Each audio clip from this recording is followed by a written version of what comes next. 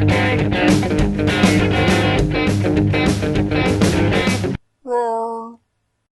toy fans, it's Aaron here, and today, we're going to take a look at the Swoop Speeder Bike.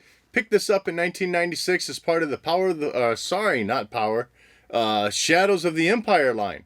So we're going to head to that table and check it out. And as always, a quick look at the packaging. Now this comes to us in the Shadows of the Empire line that was kind of sub-branded off from the Power of the Force line, I suppose. Quickly identified by the purple lightsaber running in the background of the packaging. But just off to the left side here on the front, you got a nice look at the vehicle that's included along with the figure as a photograph. And this is the window packaging, so you do see the figure itself on the right side there.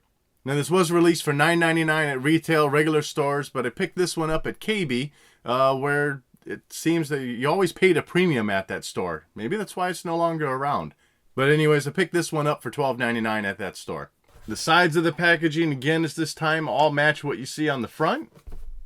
And then getting to the back side, for that first, maybe year or so on the vehicles, it came with a little cutout that you could save of the description of the vehicle, what was going on at the time, and various information about the pilot and the classification the person was. Then as you can see, you got an image of the toy again here with the various features that it has.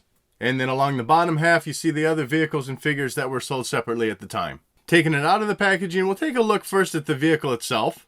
It's a pretty cool looking vehicle, rather unique in its style, I think. Admittedly, I am not that familiar with the Expanded Universe line, or I suppose it's called Legends now, I think.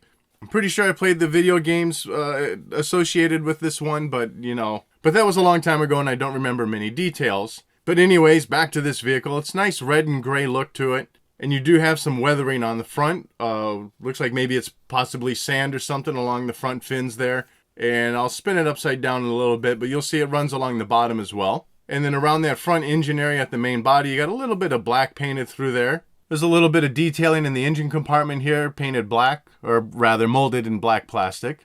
This did come with some stickers that you could apply to your vehicle, and mine are looking a little rough. It's been quite a while, obviously, since I applied them. So they're not looking too great right now, but anyways, they are there. You could definitely see there. Gives it a little bit of a look. As it spins around to the backside, you can see there's really not much happening as far as detail on the vehicle and such there.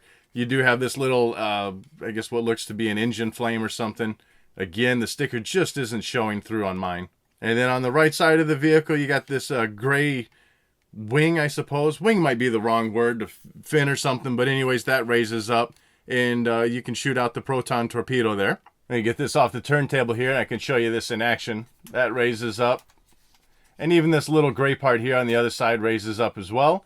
And for that missile, just push a little button on the side, and that'll shoot right out. The only other movable features to this are the landing gear, and these can fold back, giving that little flying action there. And as I mentioned earlier, there's some of that brown kind of dust weathering underneath the vehicle. Getting to the Swoop Trooper, this is an entirely different mold than what came with the Biker Scout release just that year prior, but many of the features of the figure itself are the same. And we'll get to that in a moment. Overall, the figure has a very nice sculpt to it. I like the unique look of the helmet. You have a few different colors going on in the face mask there with the silver, the red, the black, and obviously the brown for the overall helmet.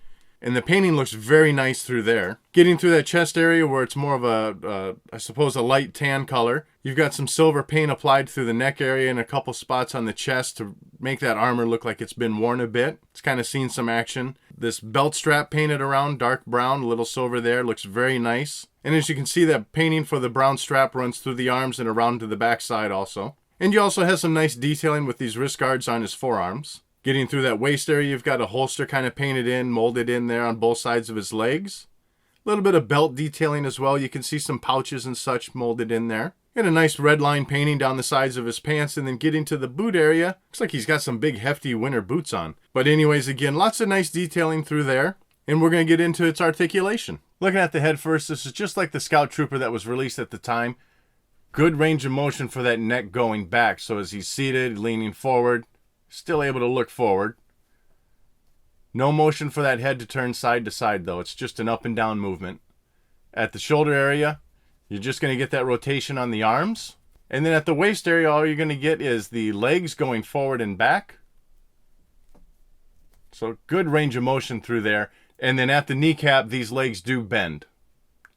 Just back. You're not getting anything forward. Getting the figure on the speeder bike with the turntable look here, and as you can see, they both go together very nicely. The Trooper sits on the bike well.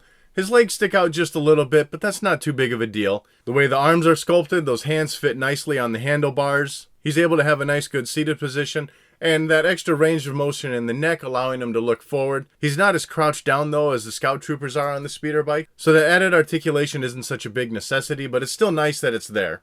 So that wraps up this look at the Swoop Speeder Bike. I think I've almost got the Shadows of the Empire line wrapped up. I think I got 2 comic book sets, 2 packs of figures. I don't know if I have openers of both, but I definitely have the Outrider, and I'm pretty sure that I haven't looked at that one yet.